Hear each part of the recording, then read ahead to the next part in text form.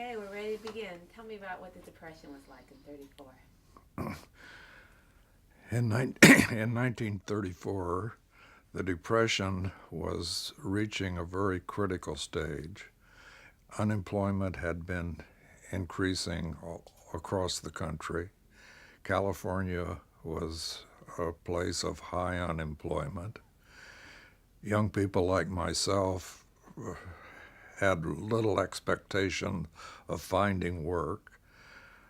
I had considered myself to be a printer, having taken printing in school and having edited uh, my college paper and worked in print shops. And the only kind of job I could find would be by going through the Printing Trade Center in downtown Los Angeles, door to door. You'd ask, is there anything doing today? And if there was something doing, that meant that they knew you, knew what kind of work you could do, and they would put you to work for just the length of time that that operation required. If it was feeding envelopes, for example, in a press, you'd get paid 25 cents an hour. When the hour was over, you'd get your 25 cents and a thank you, and wouldn't know when there'd be any more work, for example.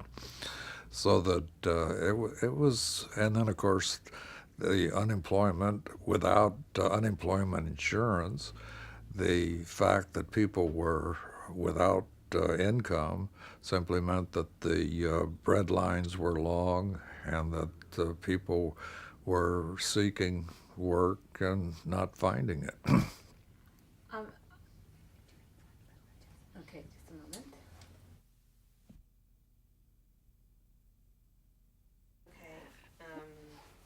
Okay, Okay, there's a problem with sound, so we're going to go to take 3. There was nothing on take 2, so it's Morton Newman, take 3 up.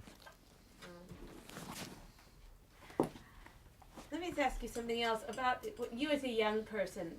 Were you, in the Depression, were you concerned? Were you scared about your future? What life?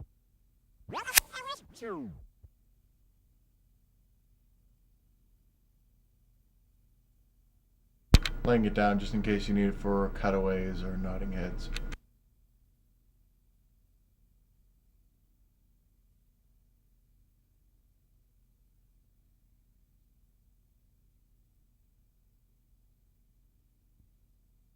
Scared about your future? What life would bring at that point?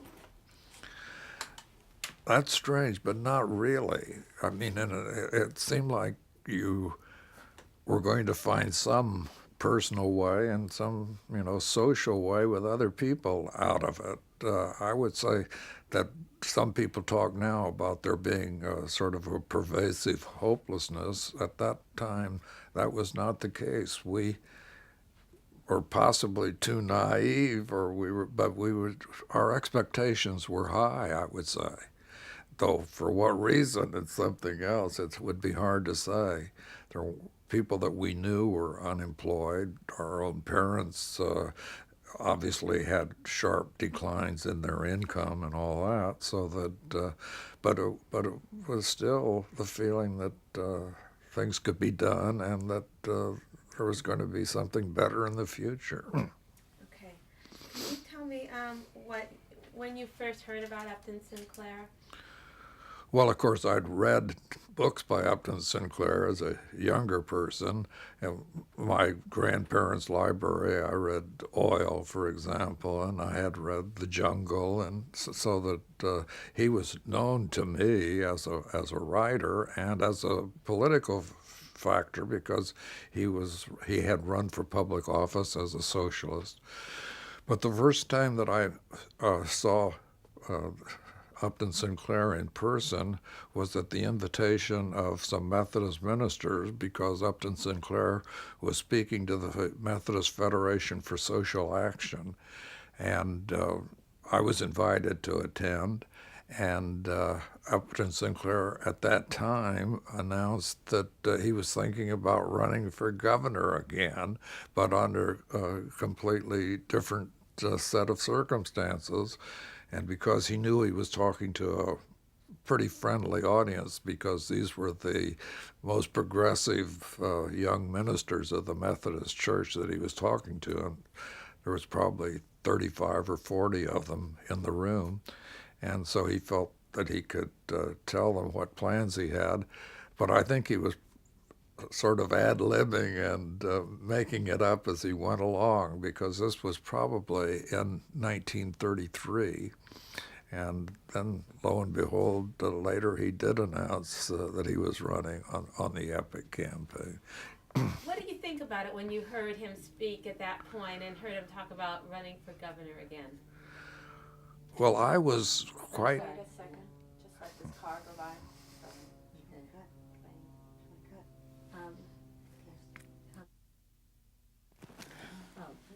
Let's go on. Right. All right. Take 4 up. I'm not going to do take 4 on this. Going to end the sound roll. It's a very short roll.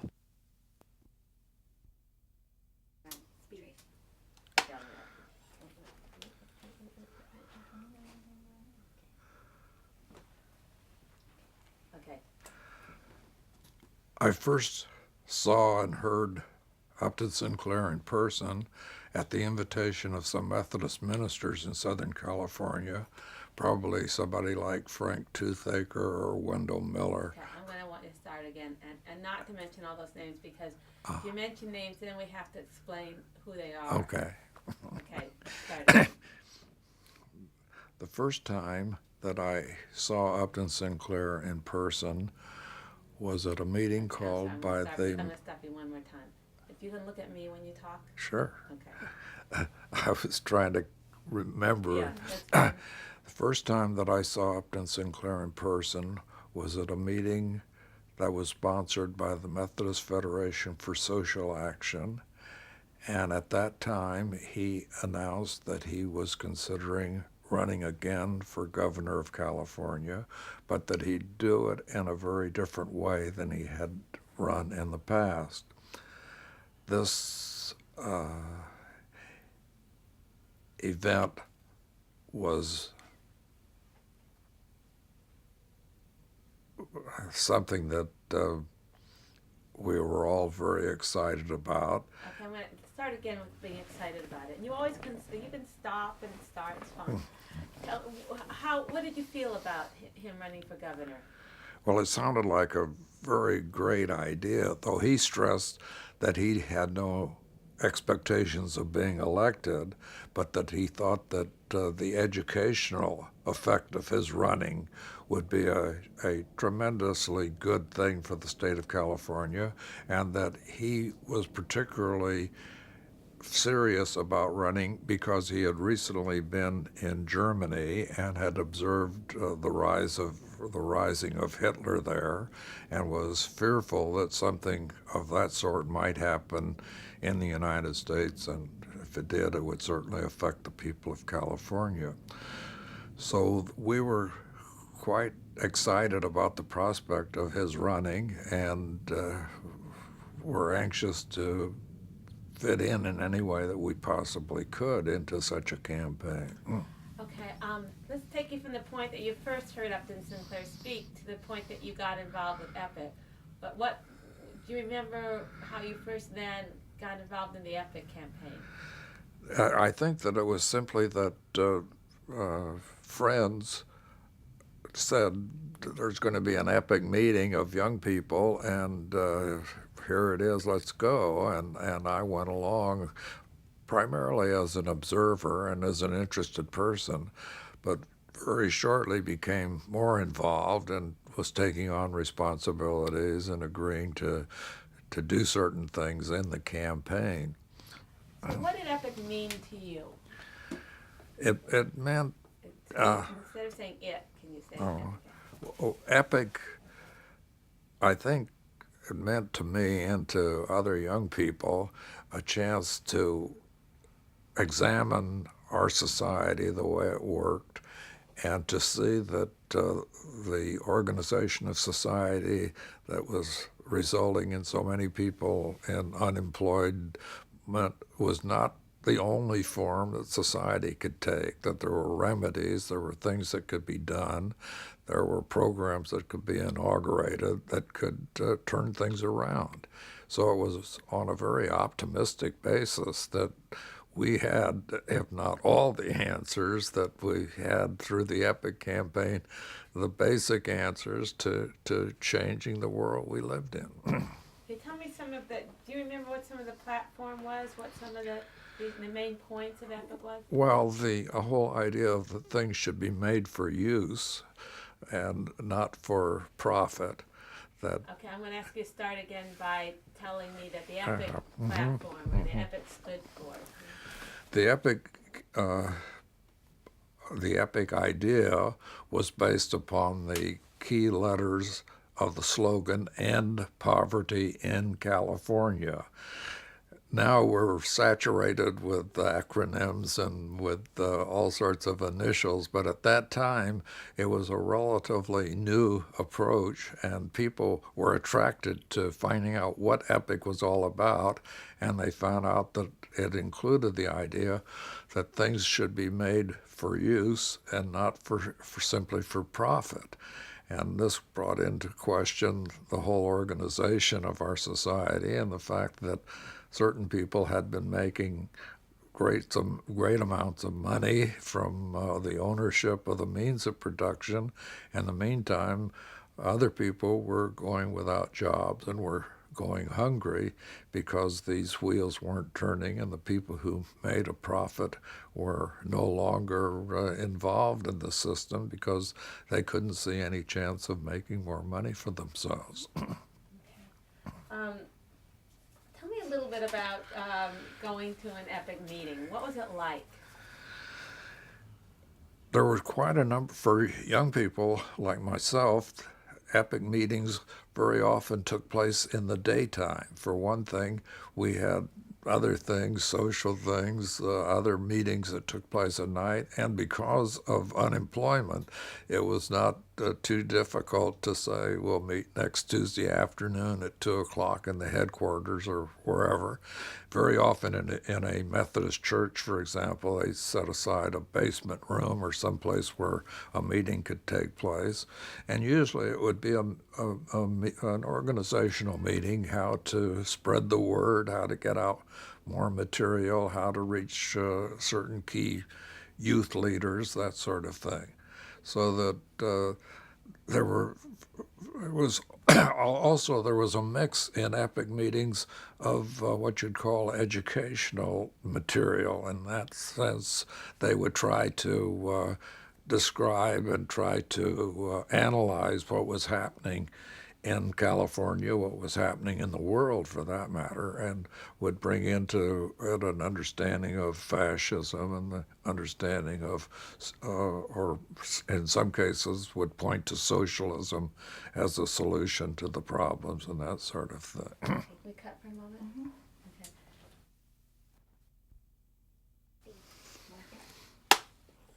Okay. Did you ever attend any of the large meetings, and can you tell me what they were like? Well, I attended meetings that were held in the Shrine Auditorium in Los Angeles. An EPIC meeting in the Shrine Auditorium would be publicized in the EPIC News, be publicized in meetings of clubs that were formed. Actually, there were clubs being formed, EPIC clubs, in the communities, and these were vehicles for getting out material and all. And when such a meeting would take place, and there were several of them, there would be 5,000 people inside of the auditorium, its full seating capacity, and there might be 4,000 or 5,000 people outside trying to get in, so that they were very enthusiastic. They were very, very exciting. There were folk music singers. There were there were very often pitches for money, but these would be exciting too. There was stories about how many issues of the Epic News had been circulated in the last few weeks, and these were mounting up into the tens of thousands. So that they were very upbeat, very exciting. And then when Upton Sinclair would be introduced, the audience would become quiet, and he would speak in a conversational sort of way. He was not a great spellbinder at all. He spoke in a very simple, direct way, just like he was talking to you as an individual, mixed with a lot of humor, a lot of literary allusions, but very understandable, very down to earth, and not at all patronizing. I mean, whether you had a lot of education or very little education, his message was still very understandable to the audience and would make them very enthusiastic, and they were, of course, very receptive and hung on every word that he had to say. You know, and at a time when a lot of the popular speakers were really dynamic speakers, Mm-hmm. kind of in more evangelical type speakers, what was his appeal? What was his appeal in his speaking? Upton Sinclair's appeal was commonsensical in a way. I mean, he, without oversimplifying, he could still describe and analyze the situation, and with mix of humor and with figures of speech that everyone understood and responded to. And he didn't depend upon pyrotechnics. He was depending primarily upon getting an idea from himself out to his audience, out to an individual, out to a group, whatever. And it's hard to indicate anyone today who does the same thing. For example, well, speakers today are different. Let's go back and being inside the meeting. You're in the middle of a meeting, and there may be 5,000 people there and 4,000 or 5,000 outside. I mean, did you feel like you were really part of a big movement? Just give me a little bit more. Well, yes, because from the initial stages, when we had high expectations, they were not of actually winning the election. They were more of reaching large numbers of people, influencing their thinking. But as the campaign... Okay, so we're going to stop and get the change reels. Great. We're changing to camera roll 314-25, and Morton Newman takes 6. Okay, I want you to tell me again about being in a meeting and the whole concept that it was part of a movement as much as a part of an election. In a public epic meeting, there was a great deal of excitement because they would have brief speeches reporting from various parts of Los Angeles County, for example, what was happening in the various clubs.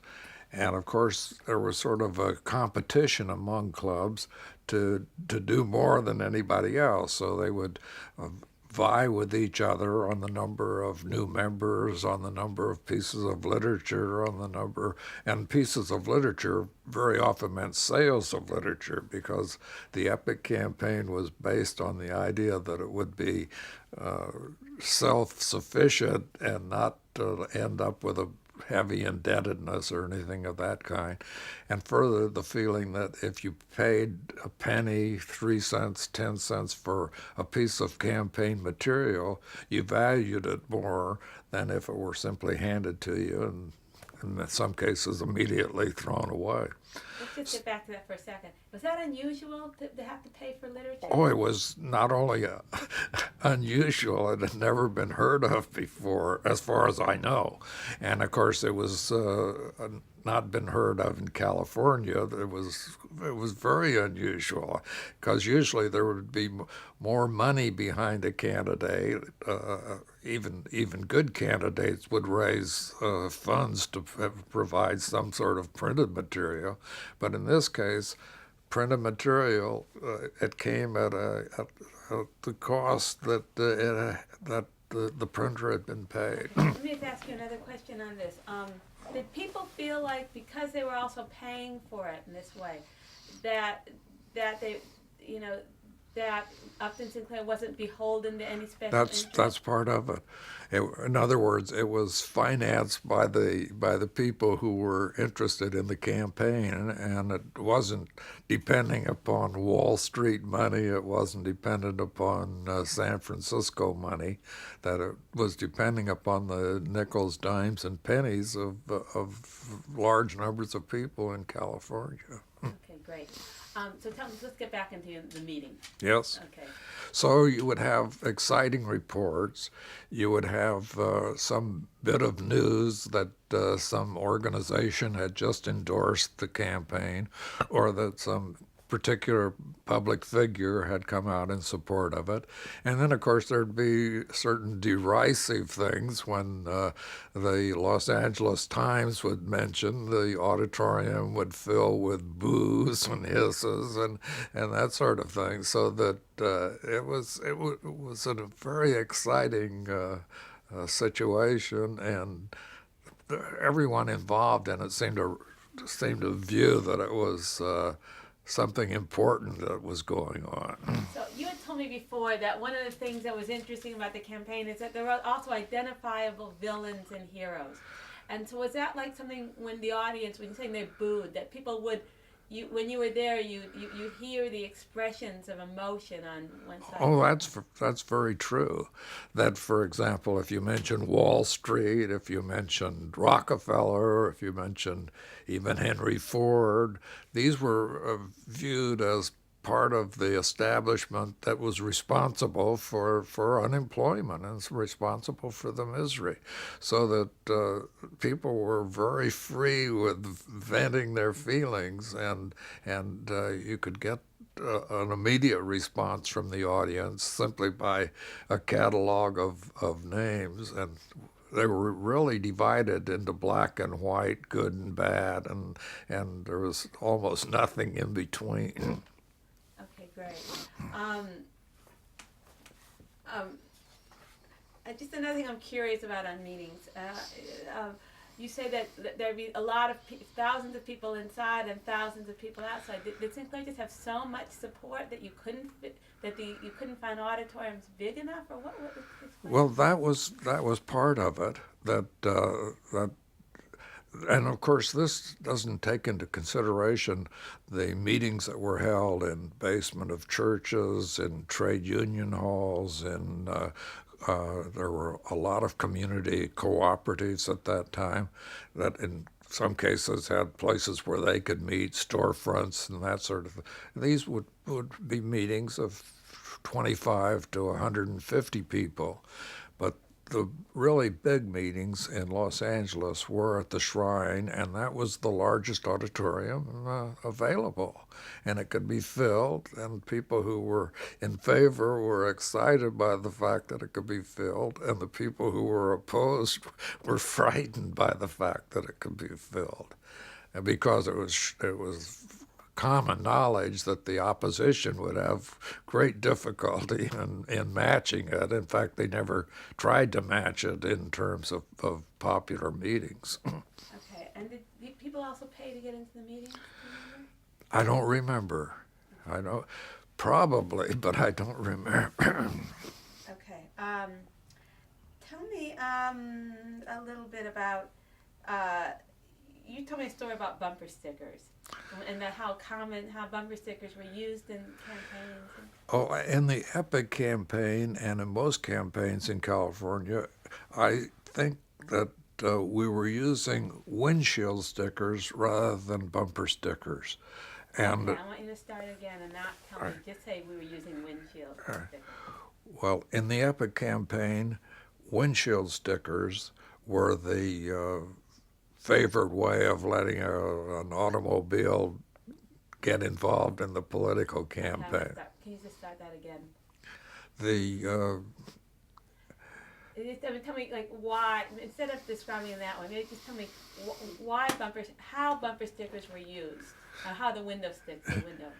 Well, window stickers were used to indicate support for any given candidate, and the Epic campaign provided a share of stickers for the windshields of automobiles.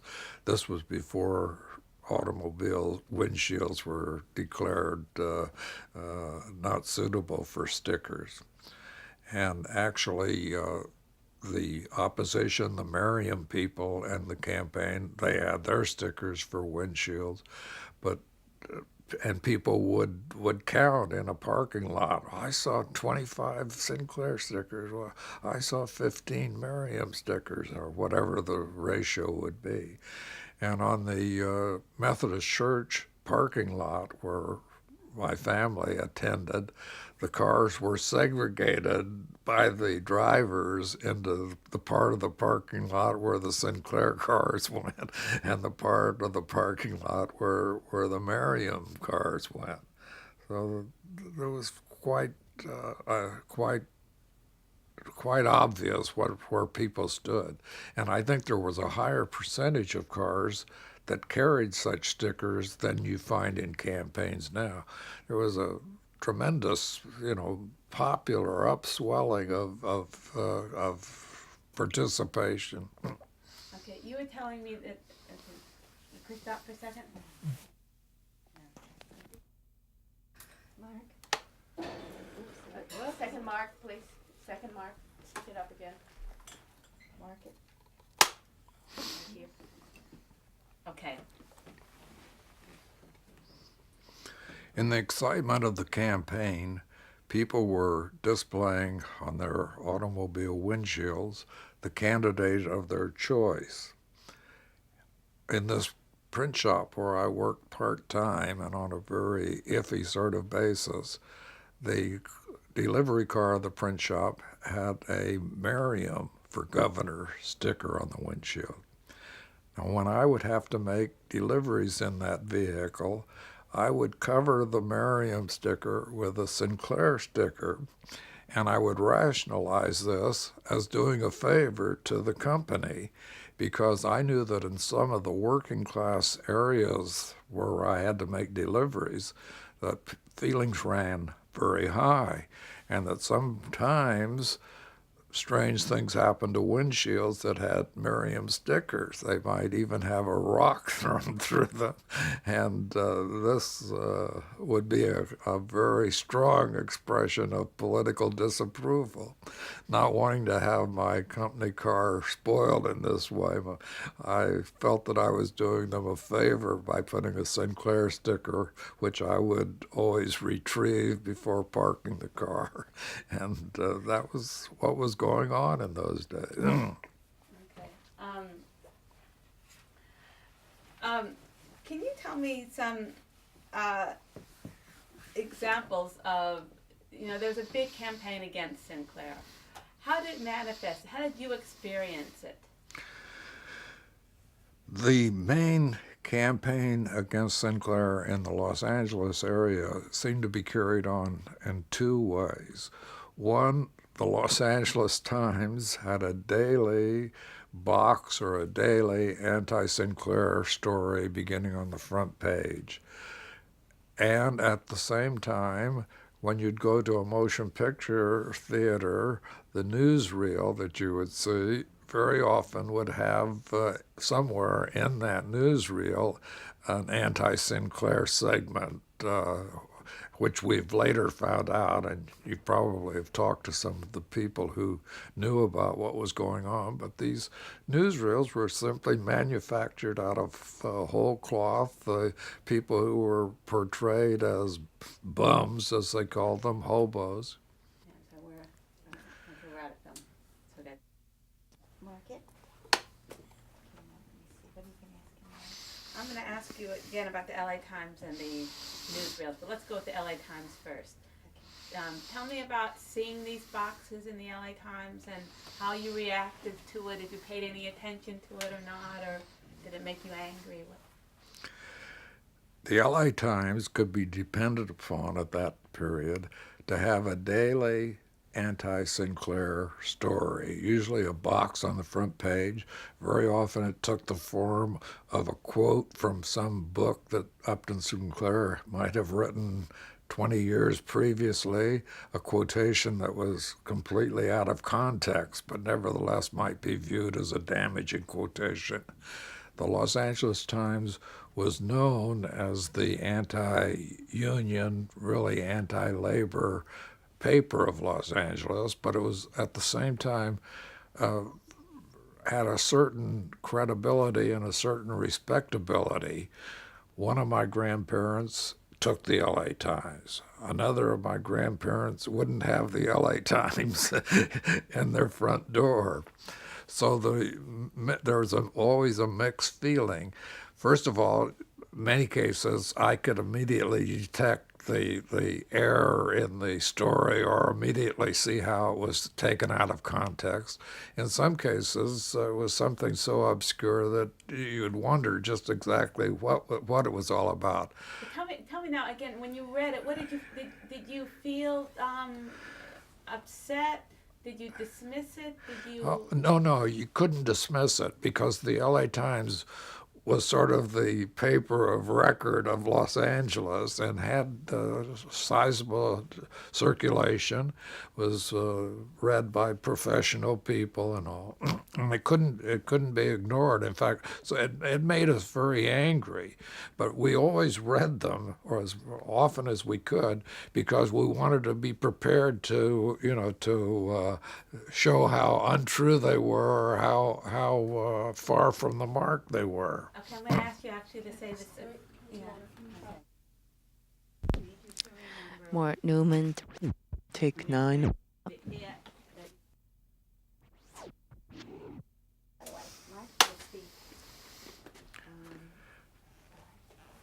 Picking up the LA Times, looking for the anti-Sinclair story was always an easy thing to do because the story was prominently displayed on the front page. The reaction on my part was a mix of fury at it and annoyance and, the usual feeling that the press was misusing its influence. And at the same time, sometimes sort of amusement by it, because if anyone really read the book that was cited or the excerpt that was taken from, they would know in many cases that Sinclair was actually, the character in the Sinclair novel might actually be talking against that very point of view. In other words, it didn't represent Sinclair's point of view, it represented a character in a novel that he may have written 10 or 15 years before. But the fact that it was paraded before the people in a way to try to discredit him was very annoying and made us furious, and we would trade invectives against the LA Times anytime that we got together with another supporter of Sinclair and say, "Do you see the Times today? Can you imagine how they dredged up that story, or what did they think they were doing because it was so outrageous?" But nevertheless, the Times spun them out, and there they were day after day. Okay, now when you read them, and then you would be able to, when you would talk to people on the street trying to tell them about Epic, you'd have to explain to them? Very often you would. And of course, in some cases, you would use it as a vehicle for introducing. Tell me what you're talking about. And sometimes you actually take the story, have it with you, and use it as an example of how you couldn't depend upon the LA Times. You couldn't depend upon the press generally because they were filled with misrepresentation, lies, and so forth. So that it had a useful sort of character to it, but at the same time, by and large, we were disgusted and very angry about it. Okay, can we stop for a second? Okay.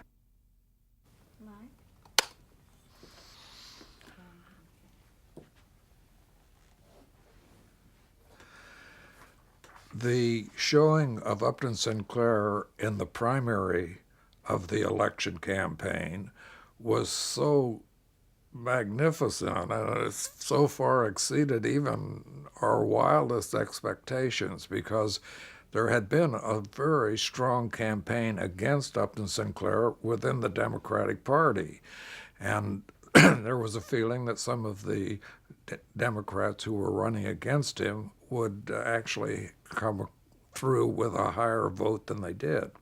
So that when it turns out that Sinclair had a amazingly high voter response in the primaries, it suddenly became apparent to us that this was for real, that here was a chance to elect Sinclair, and that, all of us became political experts at that point who'd been active in the primaries, because from our original estimate that it would be a very good educational campaign, suddenly we could see victory in the offing, and felt that by putting the right combination together that we were unstoppable, that Sinclair could be elected, that the epic campaign would succeed. So was the Democratic Party a little bit nervous, and did Sinclair feel like he had to go meet with Roosevelt directly? First of all, Sinclair was much too sophisticated, or he had had a great deal of experience in the political world, and he knew that he was not an acceptable candidate, certainly to the people who had the money to sponsor campaigns, or to the traditional Democratic figures. On the other hand, he had, by this time, a sense of mission himself beyond what he had had in the early stages. And I think that he felt, and we felt, that if he had a chance to talk to FDR in person, that there could be a endorsement from the White House, which would be a tremendously important factor in the finals. And it was for that reason that, rather than depending upon emissaries, Sinclair in October himself went to Washington, and there was a whole story in itself. Yeah, I want you to start, just at the end, start again, because he actually went in September. So don't. It's okay. Just tell me that, since he has to. Yeah. Can you sit back a little bit? So tell me that he went to see. You don't have to say what date. That he went to see Roosevelt, and what was the results of the meeting? Well, the young people that I was associated with in the campaign, we were very optimistic, very naive, and we thought that with his strong arguments and with the fine showing that he had made in the primary. I ask you to start one more time, and instead of saying he, tell me who you're talking about. We felt that Sinclair, because of his ability to express his ideas, and that Sinclair, because of the splendid showing that he'd made in the primaries, would be able to obtain an endorsement from FDR. And we were very excited that he was going to Washington, and we expected momentarily that through the radio or through the newspapers we would hear that the red carpet had been rolled out for him, and that he had the blessings of Roosevelt and of the national Democratic figures. As the days went by, this feeling began to diminish, and we began, because of course we were being fed stories by the press and through the radio of the fact that he wasn't having an opportunity, that Sinclair was not having an opportunity to present his case firsthand to the president. And of course, there were rumors floating around that he was completely rebuffed. There were rumors floating around that he was getting a formally correct treatment, but that it wasn't going to mean anything. But always there was this great expectation that at the very last minute that there would be some message that indicated that Roosevelt was supporting Sinclair. And we were, of course, waiting for that moment. And we were told before certain speeches from the White House that this would be the speech, that there would be some sort of favorable comment. Okay, actually, what I'm going to do is I'm going to take you back to that moment. Sinclair had announced that one of Roosevelt's fireside chats, that night he would announce, he would give some kind of endorsement of the idea of production for use of Sinclair. So tell me about, you probably knew at that point, that there was that fireside chat and people were waiting to hear whether Roosevelt would say something. Well, first of all, the fireside chat. Wait.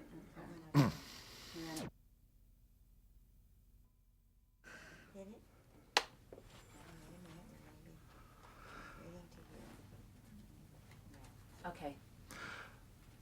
The fireside chat from the White House was one of the most listened to radio programs that in the United States, and the one that had been indicated as the one that was going to, in some mysterious way, endorse the Epic campaign, or at least say something favorable about a concept of production for use, which had been the centerpiece of the Epic campaign.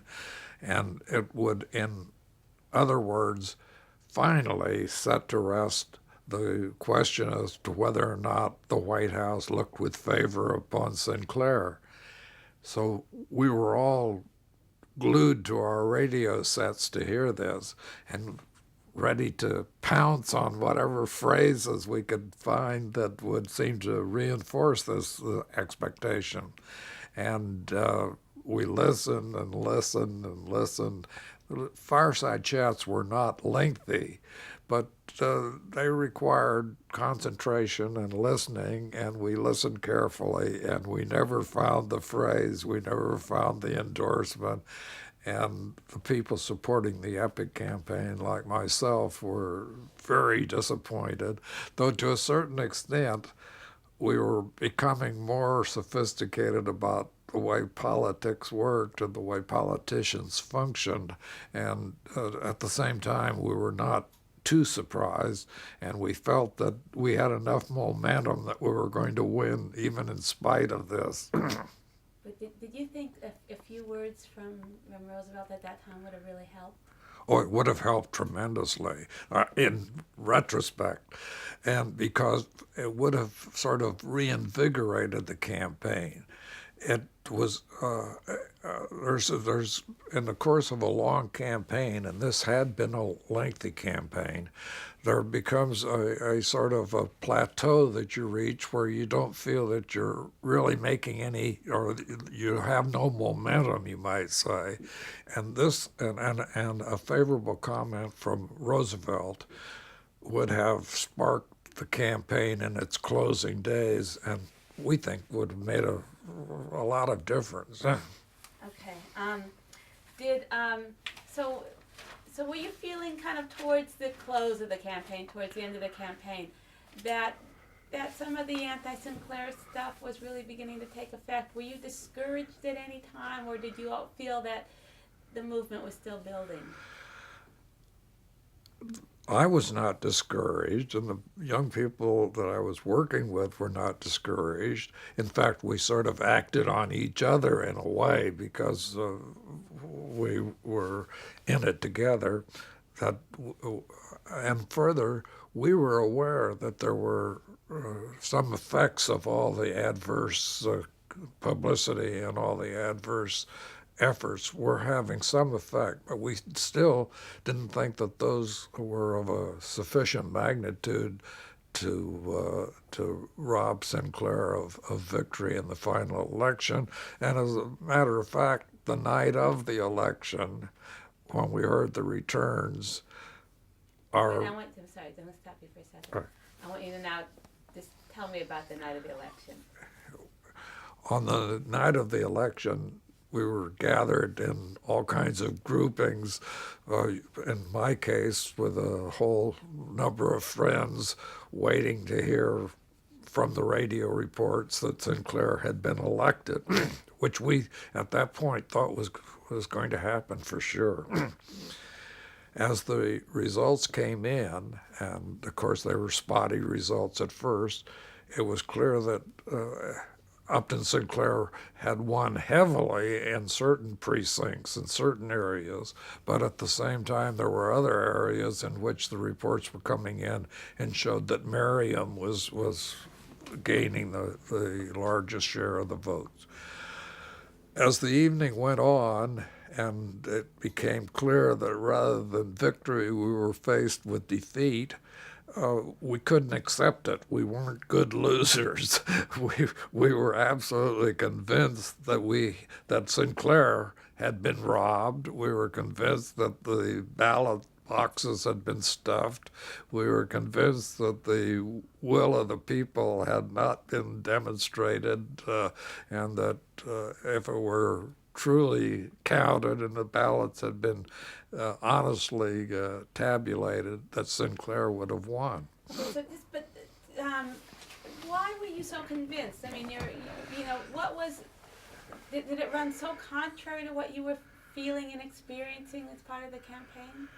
The camp, it's very tricky to analyze a campaign, even at the time or even afterwards, because particularly in this case, what had become true was that we were having successful meetings, but it was a repetitious sort of thing. In other words, very likely 90% of an audience had been to a meeting a week or two before, and they were not new people. But we were counting everybody. We'd say, well, there was a meeting of this, that, and this number and that number, and so many people at club meetings and all. And there's undoubtedly a lot of wishful thinking on our part. And then we were so committed, and it's hard now. I mean, but at that time, we were absolutely, first, the winning of the campaign seemed the most important thing in the world to us at the time. That to lose it would be an absolutely fatal future for us. So that expectations were high. Everyone we talked to was in agreement with us, as it seemed, and we just couldn't believe that money and lies were going to be sufficiently strong to defeat such a movement. Okay, great. And can we stop for a second? Marky?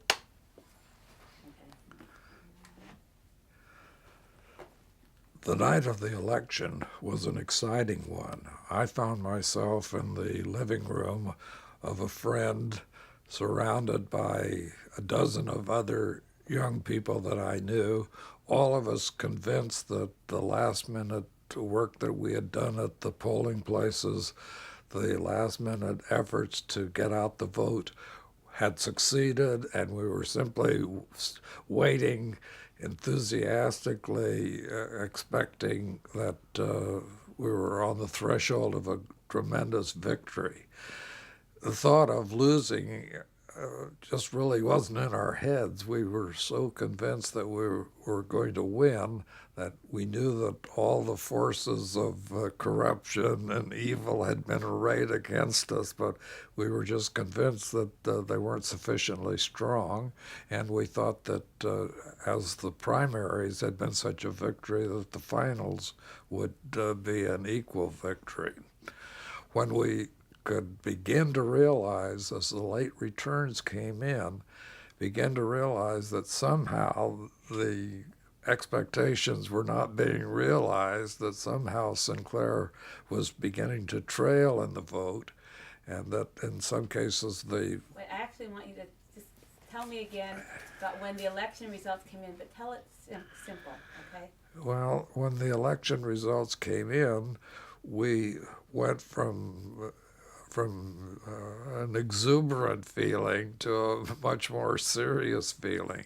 The early returns indicated in Los Angeles County that Sinclair was going to win, and we were reinforced in our expectations that victory was right at hand. As the results came in, it had a very sobering effect. The jubilation was replaced by well, a much more searching sort of thing as to what happened, what went wrong, but we felt that the explanation was not that we had really lost, but that simply Sinclair had been robbed. The ballot boxes must have been stuffed. That votes had not been counted. That somehow or other we were victims of a travesty of a kind. Okay, I want you one more time, just the very end of that, to just say when the ballot boxes, when you heard the election results, you were sure that Sinclair had been robbed of his victory. As the vote favored Merriam and Sinclair was seen to be trailing, we were sure that something had gone wrong. Not in our campaign, not in the work that we had done, but something had gone wrong in the counting of votes, that there had been some stealing of votes, that there had been some corruption of polling places. In other words, we felt that we had actually won, but that the victory had been robbed, and that it was only through some foul play that Sinclair was not announced as the winner. Okay, good. Okay, do you remember seeing the Time magazine article? Was that seen as a high point in the campaign that he had gotten all this national exposure? Well, we were always pleased because California did not have the national importance at that point. The population was not that great, and California was not viewed as being the importance that. Sorry, we're out of film. We have to change reels. Okay. So I want you to tell me that about the prevalence or the abundance of anti-Sinclair material and what it meant to you. Everywhere you looked, everywhere you listened, there was anti-Sinclair material. It was pervasive, but we always dismissed it because when it came to actually counting people, the pro-Sinclair epic forces could outnumber any anti-Sinclair forces. So we thought that anything that we read that was anti, anything we heard that was anti, was just somebody with money had been responsible, and that the bulk of the people were supportive and would turn out at the polls. Sinclair would be elected, and that everything would be rosy in the future of California. Okay, great. Tell me about, you said even when things got difficult, when you heard Sinclair speak, you said there's a character about him being unflappable. Tell me about that. Let's go past. Just okay. Do you want to cut? Yeah, it's